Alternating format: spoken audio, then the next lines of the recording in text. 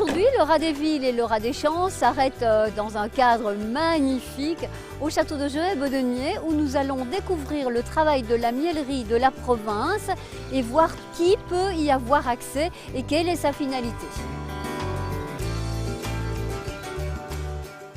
Les personnes qui veulent se lancer dans l'apiculture ne le font pas pour vendre du miel.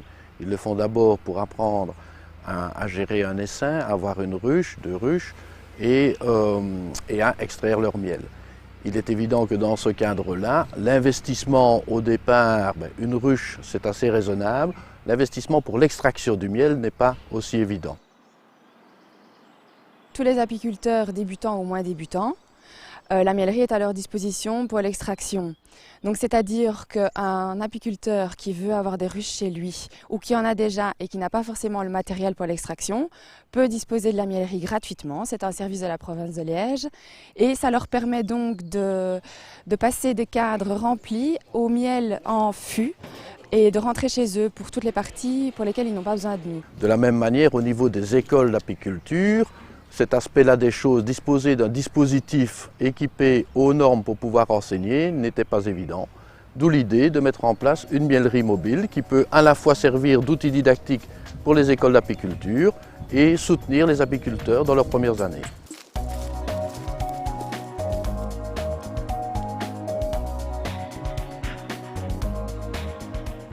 La province a des ruches dans 2 ruchers didactiques provinciaux. Il y en a un à Hexapoda à Warem et un ici à Joët. Donc ensemble nous avons 8 ruches actuellement.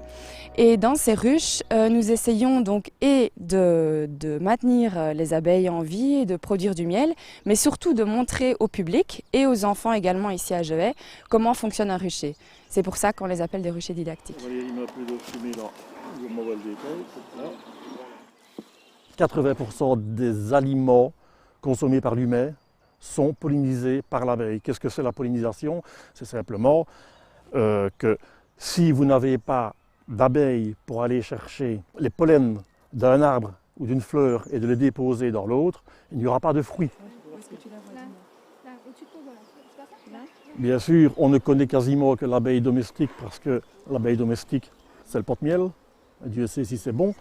Mais il y a une multitude d'abeilles et d'autres insectes qui sont là pour polliniser aussi. Mais en aidant l'abeille domestique, nous aidons, de par le biotope que l'on recrée ou que l'on maintient, nous aidons au maintien aussi de tous ces autres insectes pollinisateurs.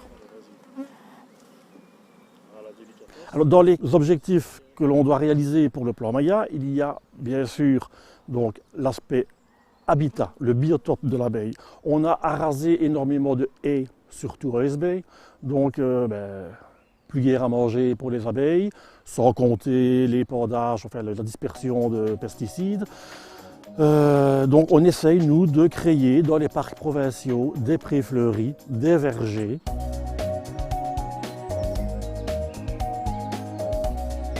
Nous quittons maintenant le prestigieux cadre du château de Joët-Bodenier et sa miellerie pour nous rendre en ville, à Liège, pour découvrir un rucher d'entreprise chez l'Empiris.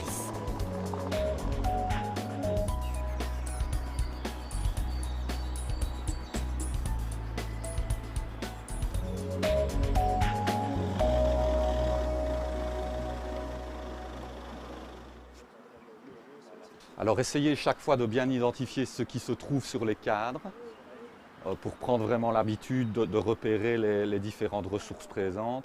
Made in Abeille, donc c'est une coopérative à finalité sociale qui se donne pour vocation de sensibiliser le grand public au problème de la disparition des abeilles, plus généralement au déclin de la biodiversité dans nos régions, via différentes actions qu'on mène notamment en entreprise, dans des collectivités, dans des hôpitaux, dans des prisons. Ça va permettre de voir si le couvain est en train de s'étendre. Et donc le cadre suivant va vérifier s'il y a de la ponte, s'il y a des œufs. On a 2 formules, une formule de parrainage qui va nous permettre d'offrir une colonie d'abeilles à un apiculteur wallon, lui racheter son miel à un prix équitable, et en retour on va valoriser le geste de l'entreprise sur notre site internet et via des petits pots de miel personnalisés à ses couleurs. Le deuxième type d'action, c'est l'adoption de ruches, où là, véritablement, on installe les ruches sur site, On vient s'en occuper pendant toute la saison. On est accompagné, on propose aux employés, aux collaborateurs de nous accompagner lors de nos visites. Et c'est une sorte d'initiation à l'apiculture. Voilà, pour les employés, les clients de l'entreprise. Vous êtes bien attentifs, c'est vraiment un minuscule grain de riz, hein, c'est tout petit. C'est la 3e année, hein. Maintenant on a une petite équipe fidèle qui a assisté aux cours régulièrement et donc qui deviennent de plus en plus autonomes. Le but à un moment donné, effectivement, c'est qu'on ait des gens qui puissent être autonomes et gérer le rucher tout seul, quoi, sans mon aide. Ben, j'avais déjà l'idée en fait de commencer moi-même, mais sans vraiment savoir où, comment, quand. Je sais qu'il y a des formations qui existent à ce niveau-là. Et puis bon, je suis arrivé chez l'Empiris il y a 1 an et demi plus ou moins, et j'ai entendu parler de ce projet. Donc pour moi, ça coïncidait très bien.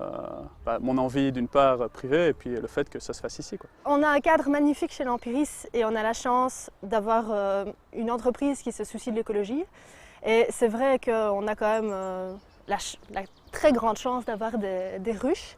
Et c'est aussi ça qui m'a motivée, c'est que j'avais aussi l'envie de m'intéresser aux abeilles qui ont vraiment un style de vie incroyable et d'aller les voir de plus près, et en plus dans le cadre de mon travail sur le temps de midi et déconnecter du bureau et avoir la chance de sortir un petit peu et de prendre le soleil auprès des ruches. C'est vraiment une opportunité géniale à ne pas manquer, je pense. Le miel urbain n'est pas trop impacté, on pourrait se dire, bon voilà, il y a des polluants. Ici, on est quand même dans des villes relativement vertes, entre guillemets, et le miel n'est pas trop impacté. L'organisme de l'abeille fait quand même filtre, ce qui fait qu'on ne retrouve pas des quantités de polluants très très importants dans les miels. Et on a des miels qui sont très intéressants, avec beaucoup de diversité en termes de pollen, étant donné que dans les petits jardins, les parcs, les avenues, on a finalement en ville de la diversité végétale. Et voilà, nous allons quitter maintenant le centre-ville vers d'autres aventures. J'espère que vous en aurez appris beaucoup plus sur le miel, les abeilles. Peut-être aurez-vous l'idée de vous lancer et alors pensez au service agricole avec sa miellerie mobile.